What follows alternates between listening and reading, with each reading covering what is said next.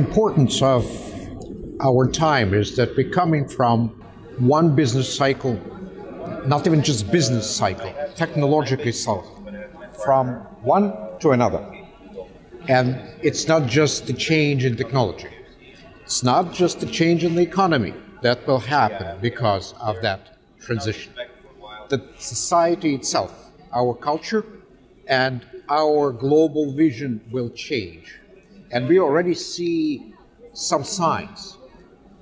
Dramatically changed our attitude to our planet during the last maybe 2 or 3 years. I feel it myself, listening to people who never talked environment and who are now the flag bearers for the environment. Because the technology is coming to the point when it's impacting us much more than it used to. And for me, it is the capacity to adapt and necessarily to shed the prejudice which is associated with the previous business cycle.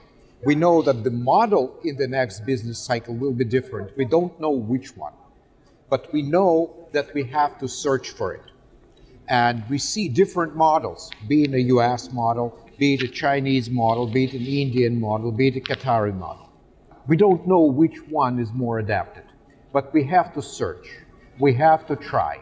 And if we don't try, then we just flow and we don't know where's the waterfall where that will sweep us.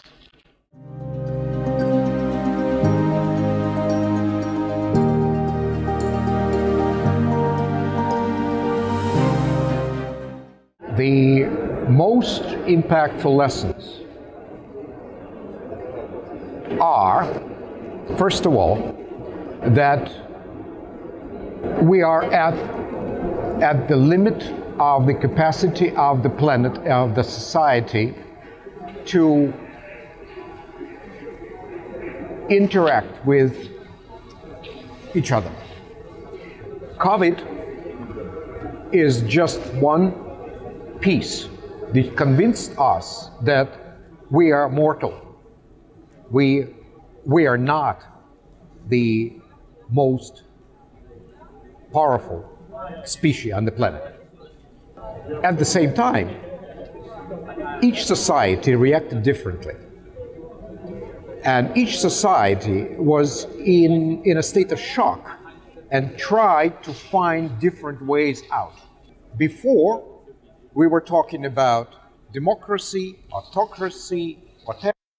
We see right now that there's societies that work, that were efficient in confronting this threat, and there were societies that did not. And we have to learn this lesson. What makes us survivors?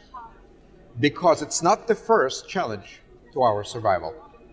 As we progress, the planet shrinks for us.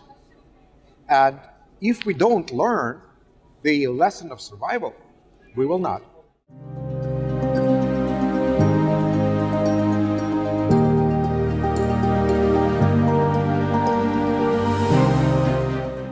We are transforming, definitely, consciously or unconsciously. But unconsciously is fine, and somehow we'll get there. But we need to put some brain into it. We need to put some mind into it and some motivation. The transformation should be for a purpose. It cannot be transformation for the transformation.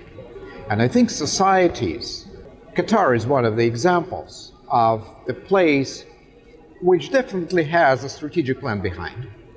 We have to aim at something.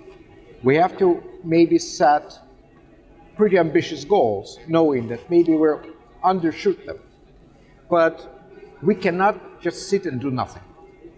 At this time, there is one capacity which becomes critical. It's a capacity of leadership. There are some places where leadership is clear and it's working. There are places where leadership doesn't exist. those places will have hard time changing because leaders have very critical component for a change. Without leaders, you can't point to the most important things and you cannot mobilize.